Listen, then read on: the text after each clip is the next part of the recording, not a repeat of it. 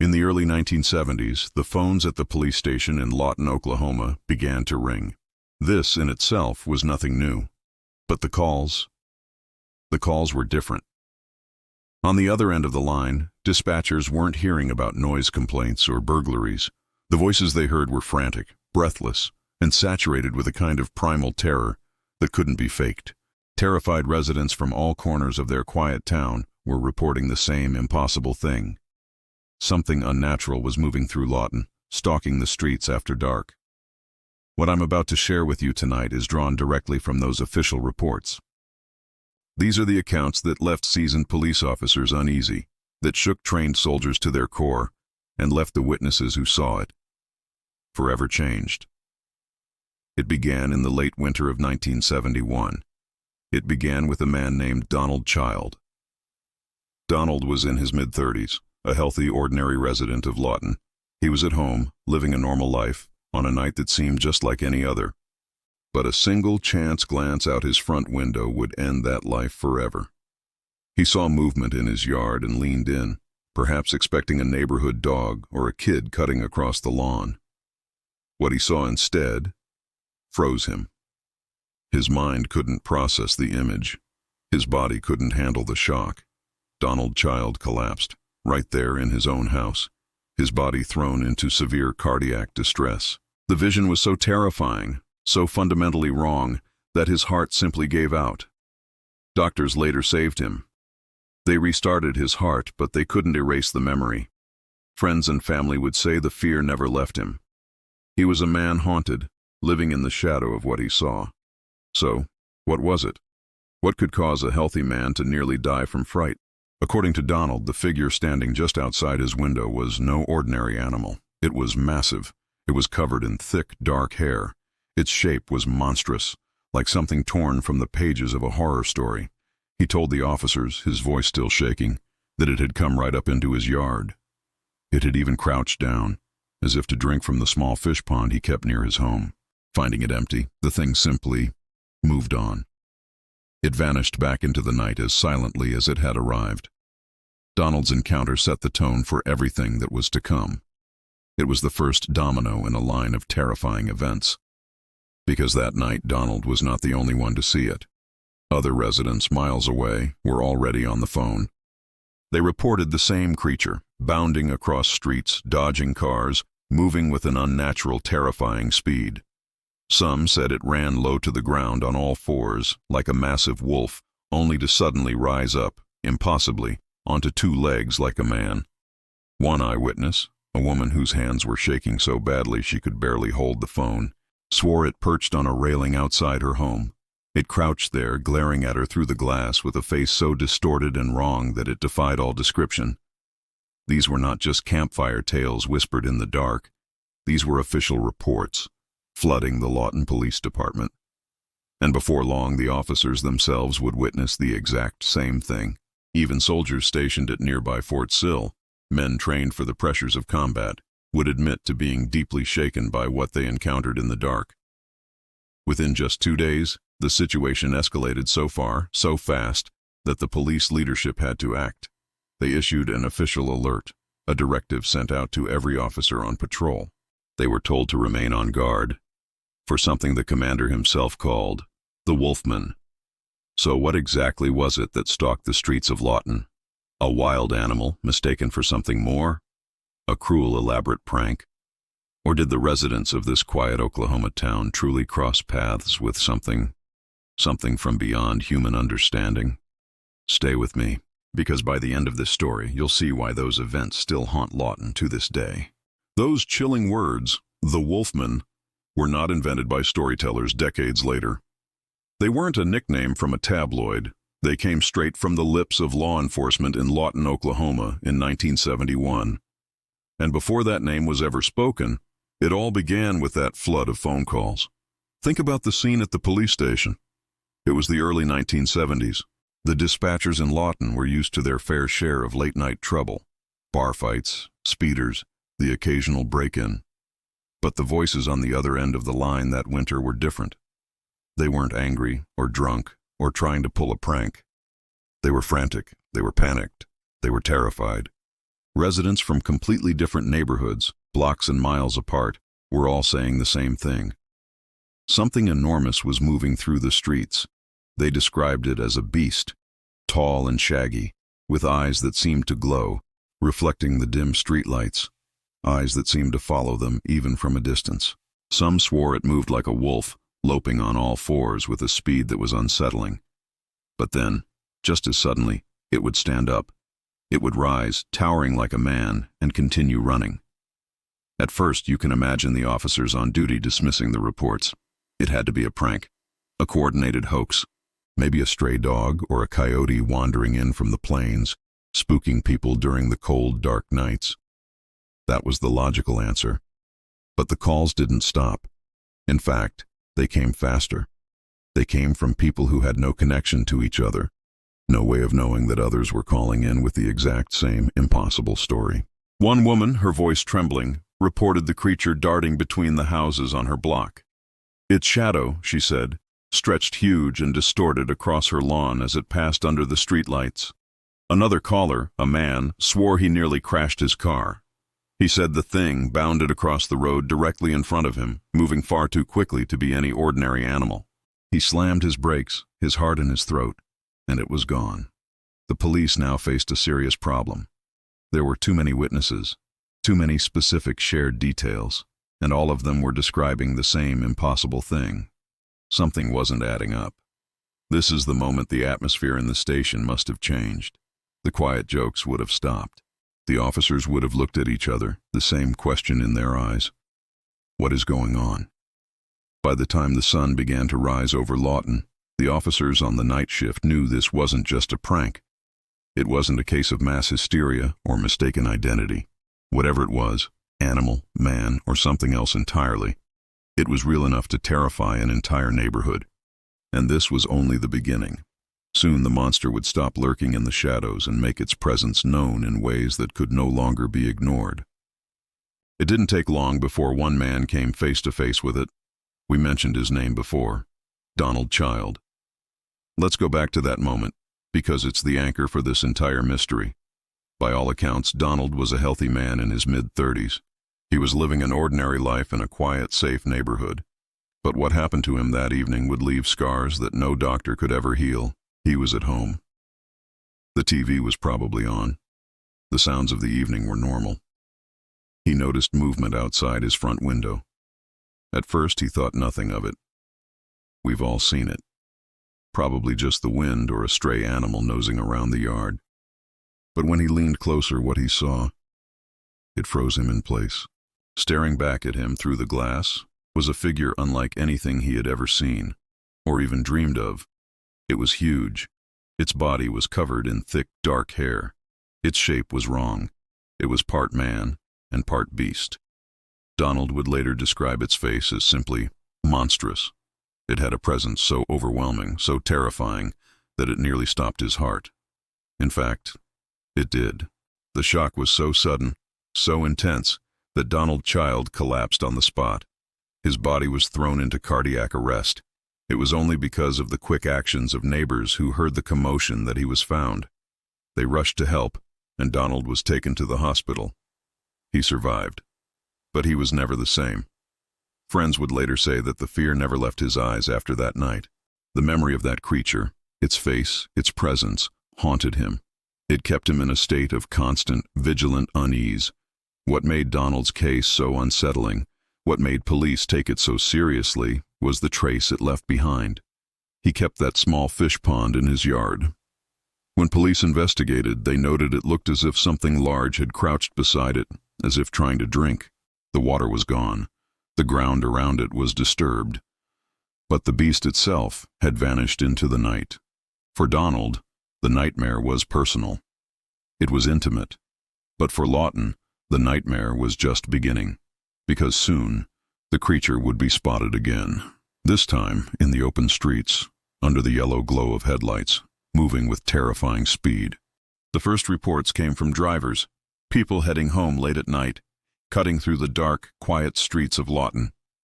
They described a figure so large it nearly filled the road, darting across their path in a blur of dark motion. What made their story so disturbing and so consistent was the way the creature seemed to shift. Sometimes it was charging forward on all fours, low to the ground, with the terrifying, powerful lope of a wolf. Then, in the same stride, it would rise. It would stand upright, towering over the hoods of their passing cars, running like a man.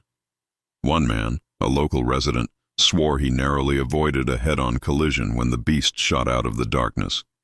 He slammed on his brakes, the tires screaming on the pavement, absolutely convinced he had struck a person. He braced for the impact, but when he looked, there was nothing. He watched, breathless, as the figure leapt clear across the pavement in a single, impossible bound, landing silently in the shadows of an alley and disappearing. The memory that stayed with him, that he repeated to police, was the way its eyes had caught the headlights. They glowed, he said, an unnatural, piercing yellow, before vanishing. Another couple, driving home from a late dinner, gave a chillingly similar account. At first, they thought a large dog was racing toward them, but as it got closer, into the full glare of their headlights, the creature rose to its full height. Its arms, they said, were swinging wide, just like a man's. The woman screamed as it lunged across their lane. It brushed so close to the car, she swore she could hear the scrape of claws on the asphalt. And these weren't isolated stories. This wasn't one or two people seeing a deer and getting spooked. In the days that followed, more and more motorists came forward. Each one told nearly the same, impossible tale. A huge wolf-like figure weaving between headlights, dodging vehicles as if it knew exactly when to move. Some said it ran with a strange, unnerving intelligence. It wasn't panicked or wild, like an animal caught in the light. It seemed calculating, almost as if it was daring drivers to come closer. One delivery driver, finishing his route, insisted he locked eyes with it. He saw it in his rearview mirror. He told officers, his voice low, "It wasn't just running, it was watching me, the whole time. It wanted me to know it was there." For the citizens of Lawton, fear was beginning to spread. This was no longer just a story whispered over fences or passed between neighbors. People were seeing something in the open, under the streetlights, in the full view of anyone who happened to be driving by. The police could no longer shrug it off as hysteria or mistaken identity. Too many reports were coming in. Too many of the details matched. And for the officers themselves, the question was no longer whether something was out there. The question became, what happens when one of them comes face to face with it? They wouldn't have to wait long. Because before the week was over, one of Lawton's own officers would witness the creature firsthand, and his report would send shockwaves through the entire department. Before that week was over, one of Lawton's own officers, Patrolman Harry Ezell, would witness the creature firsthand, and his report would send shockwaves through the entire department. The encounter didn't happen to him directly. It began, as so many of these things do, with a call. Officer Ezell was responding to yet another report from a frightened resident. The woman on the line had been hysterical, barely able to get her words out. Something was outside her home, she'd said. Something was on her railing. At first, she thought it was a cruel prank. Some twisted, store-bought figure, a mannequin, planted there just to frighten her. But when she pulled back the curtain to get a better look, she realized it was no trick. What she described to Officer Ezell was chilling. A massive, wolf-like shape was crouched on the thin railing just beyond her window, balanced in a way that no ordinary animal could possibly manage. Its fur looked matted and dark. Its limbs seemed too long for its body. At first glance, she thought it might be some kind of oversized dog, or perhaps an ape escaped from somewhere.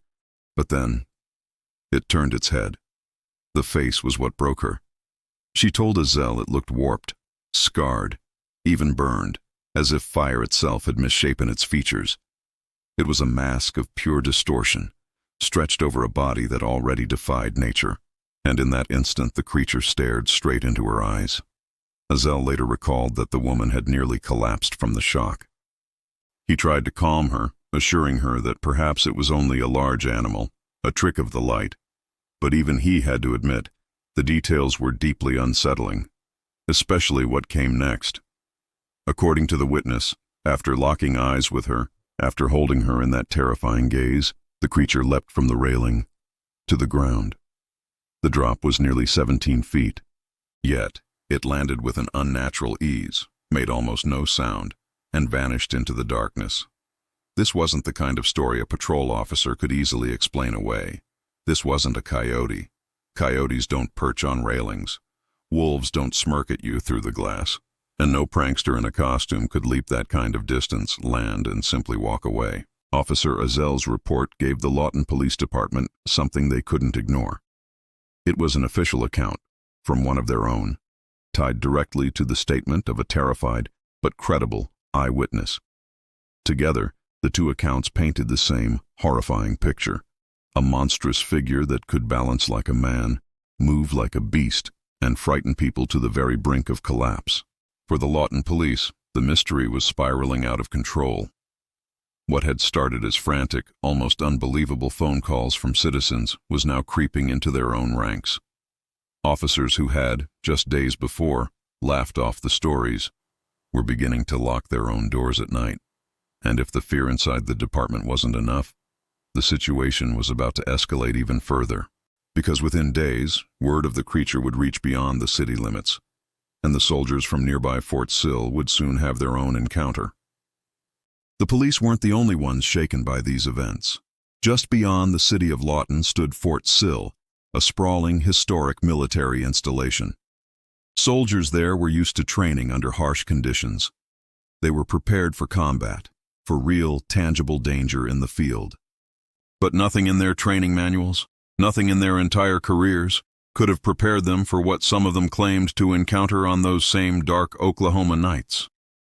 According to reports that surfaced from the base, a small group of soldiers stationed at Fort Sill had been driving back toward the post late one evening. The roads were quiet. The air was cold. The kind of deep prairie silence that is only broken by the hum of an engine and the wind. That's when they noticed something moving in the distance, crossing the road ahead of them. At first, just like the other witnesses, they thought it was a large dog, maybe even a coyote common in the area. But as their headlights swept across the figure, their assumptions shattered. This wasn't any animal they recognized. The shape was massive. Its shoulders were broad, its height far too tall for a wolf. What stunned them the most, what made the air in the vehicle go still, was its posture. It didn't just run on four legs. In the full, bright glare of the headlights, it rose. It stood upright, its stride long and impossibly deliberate. The soldiers slowed the vehicle, every man inside straining for a clearer look, their minds racing to identify what they were seeing. Later, one of them would describe its eyes. He said they glowed, reflecting the light back at them like twin yellow lanterns. Sharp and aware, another soldier swore he could see the muscles ripple beneath its coarse, dark fur. Every movement was powerful, controlled, and intelligent. And though these were armed men, trained to face real threats, an icy wave of fear swept through them. One soldier admitted later that he had instinctively reached for his weapon, but then he froze. "I didn't know what I'd be shooting at," he said. "It wasn't human. But it wasn't just an animal either." The vehicle came to a full stop as the creature paused, right in the middle of the road. For several tense, agonizing seconds, it simply stood there, illuminated, bathed in the beam of their headlights. It just looked at them. Then, with a sudden burst of speed that defied its size, it bounded off the asphalt, cleared the ditch in a single leap, and was gone, vanished into the brush. The men sat in the vehicle in total silence for a long moment. Soldiers who would never hesitate in the face of an enemy now found themselves unable to even speak. When they finally reached the base, their nerves were still frayed. They shared what they had seen among themselves in hushed tones. But word spread quickly. Something unexplainable was out there. And it wasn't just civilians reporting it anymore. For the Lawton police, the involvement of the Fort Sill soldiers changed everything. Ordinary residents could be dismissed, however unfairly, as hysterical or mistaken. But soldiers carried a different kind of authority. They were trained observers. They were trained to remain calm under pressure. And yet, even they admitted they had been shaken to their very core. By this point, the number of sightings had grown too large to ignore. The pattern was too clear. Citizens were frightened. Police officers were uneasy, And now soldiers were whispering about the very same beast. Within just 48 hours of Donald Child's first terrifying encounter, the situation escalated to a level Lawton had never seen before.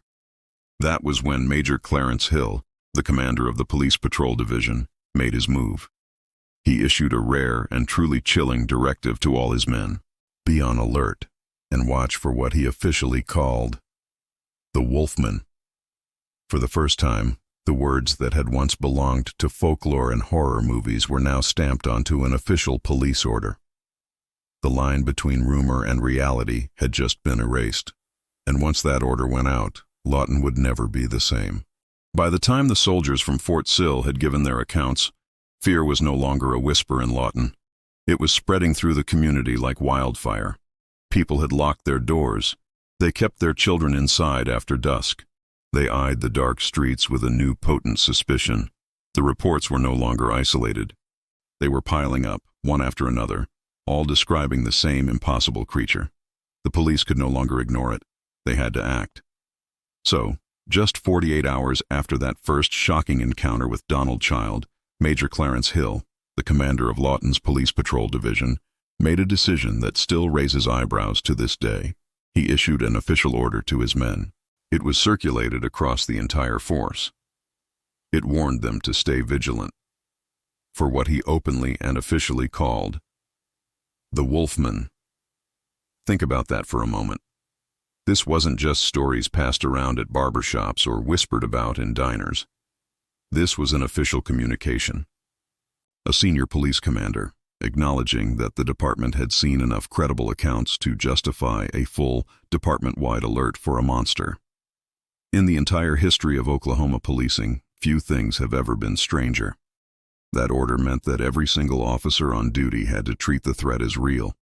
Patrols were tightened. Officers were briefed before their shifts. And whether they personally believed in monsters or not, they were suddenly, officially, working under the assumption that something unknown and dangerous was stalking their town. For the citizens, the effect was immediate. News of the order spread quickly. The logic was simple. If the police were taking it this seriously, then it had to be real. Neighbors talked in hushed tones about the order, repeating that phrase, the Wolfman, as if saying it too loudly might summon the creature itself. Newspapers, of course, picked up the story. Local headlines toyed with the idea that Lawton might have its very own werewolf, fueling both a morbid curiosity and a deep, genuine fear. Some reporters leaned into the folklore, while others tried to keep it grounded, speculating that it might be a misidentified bear, or perhaps a large wolf that had wandered down from the nearby Wichita Mountains. But none of those logical theories explained the details. A bear doesn't run on two legs like a man. A wolf doesn't perch on a 17-foot-high railing, and neither of them has a face described as warped or burned. For the officers themselves, the situation was surreal. Some quietly admitted to researchers later that they felt a cold knot of unease every time their radios crackled with a new call in the dead of night. Others joked nervously, trying to lighten the crushing tension. But even laughter couldn't mask the unease. Law enforcement was trained to deal with criminals, drunks, and the occasional dangerous known animal. They were not trained to face something that seemed to belong in a nightmare. Major Hill's order was the turning point. What began as scattered, frantic reports had now become a matter of official record, and once the department formally recognized it, the story took on a life of its own. People no longer debated if the creature was real, they debated what it was.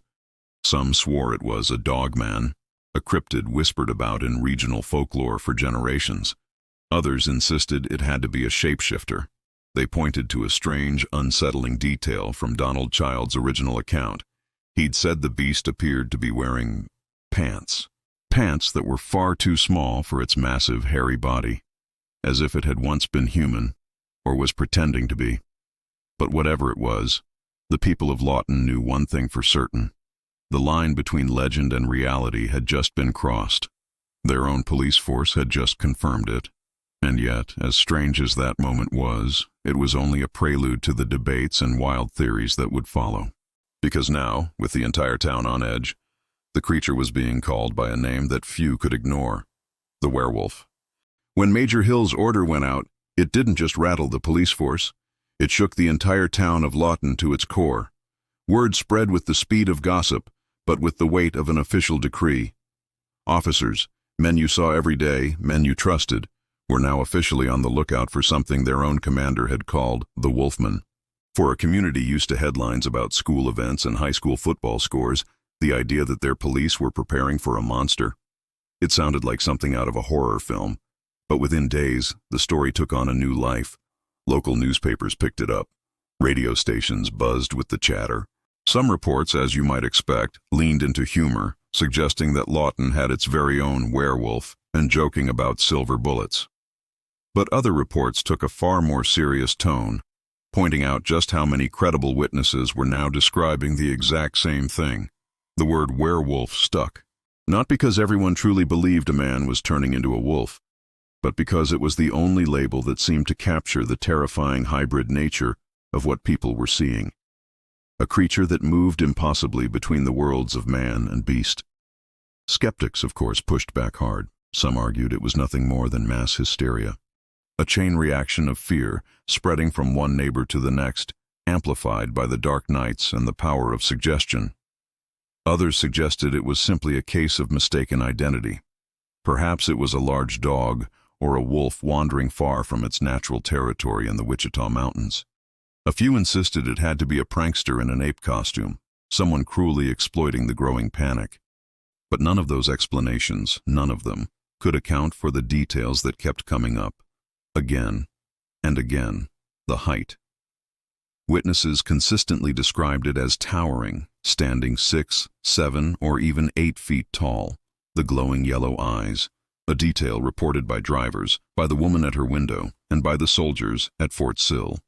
The distorted face, described as warped, scarred, or burned, almost as if it was a mask. And strangest of all, that one bizarre detail from Donald Child's first encounter, that the creature appeared to be wearing pants, torn, tattered pants, far too small for its massive body. That single detail became a lightning rod in the debate. For believers, it was absolute proof. This creature wasn't a normal animal.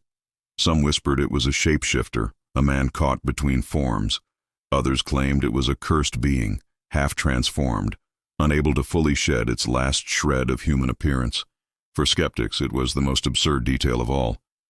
They used it as proof that fear was clouding people's minds, that imaginations were running wild and filling in the blanks with nonsense. But no matter which side of the debate people took, the sightings weren't slowing down. Reports kept pouring in, and not just from Lawton anymore, but from the surrounding rural areas. Each time the witnesses were convinced of what they had seen. Each time, the descriptions lined up too closely to just be dismissed. For the officers on duty, the werewolf debate wasn't a matter of belief. It was a matter of procedure. They were being told to take the calls seriously, to respond as if the threat was real. More than one officer admitted, years later, that he patrolled with a much tighter grip on his shotgun that week. He found himself scanning the dark tree lines with more suspicion than he ever had before. Even those who laughed off the stories in the bright light of the day room admitted that deep down, something about the sheer volume of the reports, it gnawed at them. And then came the whispers of folklore. Older residents, the ones who had lived on that land for decades, began telling the younger ones that Oklahoma had always been home to strange stories, tales of half-human creatures lurking in the woods and hills. Native legends, rural myths, and old forgotten campfire stories were suddenly being retold, as if they had a brand new relevance. Was Lawton just experiencing a new, modern echo of something people had always known was there? By now, the town was divided. Was this a prank? A wild animal? Or was it something truly, terrifyingly unnatural? The debate played out in homes, in diners, and in the local papers. But as the argument swirled, the sightings themselves kept happening. Whatever this thing was, it wasn't going away. And soon one man's story would take the debate to an even darker place.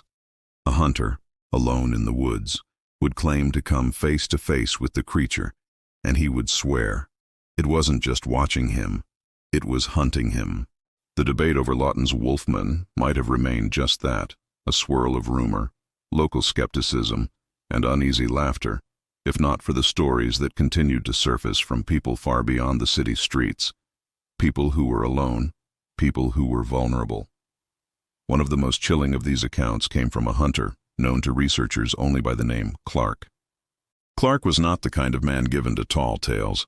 He was a seasoned outdoorsman, someone who knew the rhythms of the woods, the snap of a twig, the behavior of animals. He had spent years hunting deer near his property, setting up stands, tracking patterns, and moving through the woods with a quiet, practiced confidence. But one cold November evening, years after the initial Lawton sightings, Clark encountered something that left him shaken for the rest of his life. He had been sitting in a deer stand overlooking a small grassy meadow about 50 yards across. The light was fading. It was that still, magical moment of dusk when shadows stretch and the forest grows quiet, holding its breath. Clark expected a buck to emerge at any moment. Instead, he heard a heavy rustling. It was too loud, too clumsy, too purposeful for any deer. Then, from the edge of the trees, it stepped into the clearing. Clark froze. He barely dared to breathe. Standing there, in the fading light, was a figure taller than any man he had ever seen. It was massive, in both height and build. Its fur was pitch black. Its chest was broad. Its head, unmistakably canine.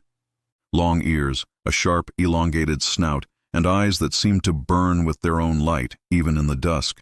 It wasn't just the size that horrified him.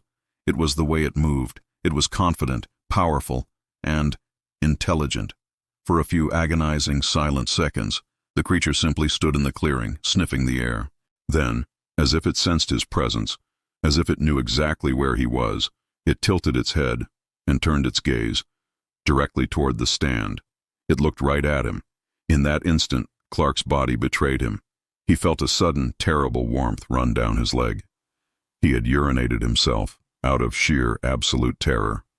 And he swore to his dying day, that the thing smirked at him. That look, that was worse than any growl or sound it could have made. It wasn't just an animal acknowledging prey. It was something more, something aware. Then, just as suddenly, it turned away. It strode across the clearing with long, deliberate steps. With a single, effortless leap, it vaulted into the trees on the other side and was gone. Clark waited.